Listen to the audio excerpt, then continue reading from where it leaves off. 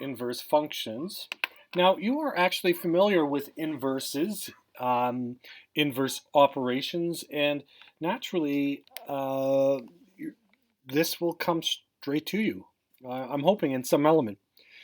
Now, there are a lot of surprises in this. So let us describe what an inverse function does. Now, an inverse function is often thought of as an opposite function. However, I often find that the word opposite in math is a little bit unclear. What type of opposite? Here, we're talking about an inverse function being an undoing function, or a function that undoes. So if you are familiar with some, so if you add, what undoes add? Subtraction. If you divide, what undoes division? Well, multiplication. What undoes multiplication? Division. Sine, the inverse of sine is inverse sine. So, in other words, if function f of f does something, then the inverse of f undoes it.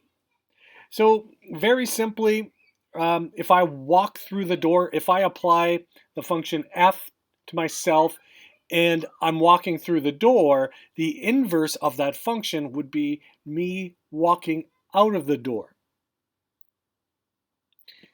If a function f is tying shoelaces, the inverse function would be untying the shoelaces. So I think it's very important to follow the themes of inverse functions. It's important to note that I'm just going to glaze over a lot of the deeper learning of inverse functions. We'll save that for next year. This is really to foreshadow what's going on. Also, it really helps us to gain a better vocabulary in math. Inverse. So inverse functions, there are several themes, some of them graphical, some of them algebraic, some of them both, or often both. So when transforming the inverse function, or transforming a function into the inverse, the points are reflected about the identity line y is equal to x. Now, that is brand new to you. Hopefully, we'll set you up so that we can see that the inverse will simply be a reflection about this thing called the identity line. The equation of the identity line is y is equal to x, or in other words, it's a line with slope 1, y-intercept 0. The next theme are the x's and y's are switched. Now, we'll find this to be true on the graph, and we'll find it to be true in algebra. So, and this is a crazy, crazy, crazy sentence, I know. F of x and f inverse are inverses if and only if, f composed of f inverse of x is equal to x. Now, I get that sounds crazy, but really, what this says is f and f inverse undo each other. So if we have a function f, let's plug in x here. If we plug in x into our function f, what comes out? Well, some f of x. Right? I don't know what it is, but it's some value f of x.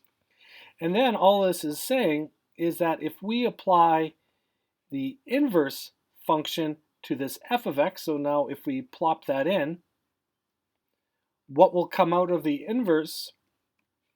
Right back where we started. So using our tying shoes analogy, if we have an untied pair of shoes, you put in the function f, brings you to a tied pair of shoes. And if you do the inverse, you untie the shoes, but you're back to exactly where you started, an untied pair of shoes.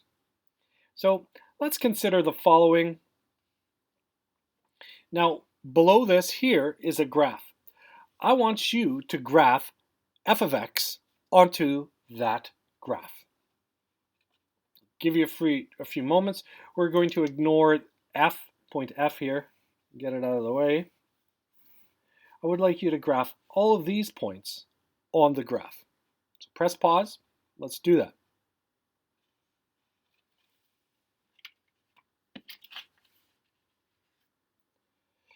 Good, I'm glad you're joining me back.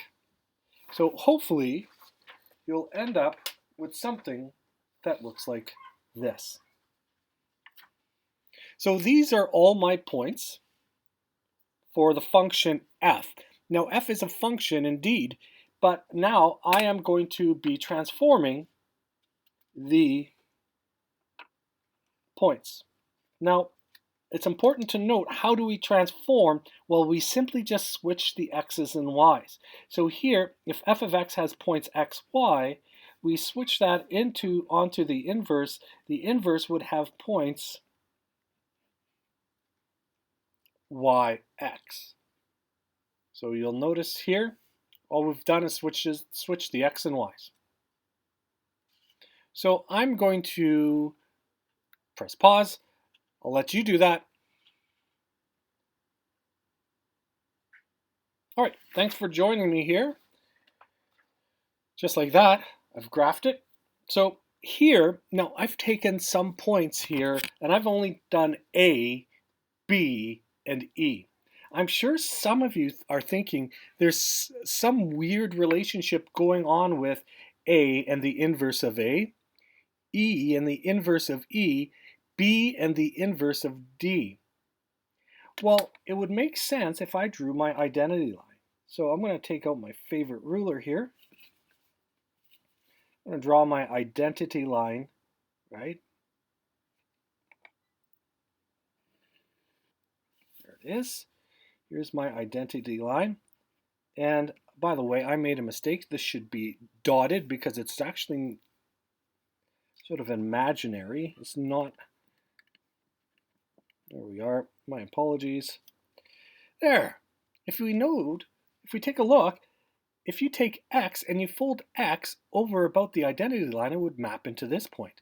The inverse would also map into your original point. E would map into that. Here, E inverse would reflect into there. Same with B.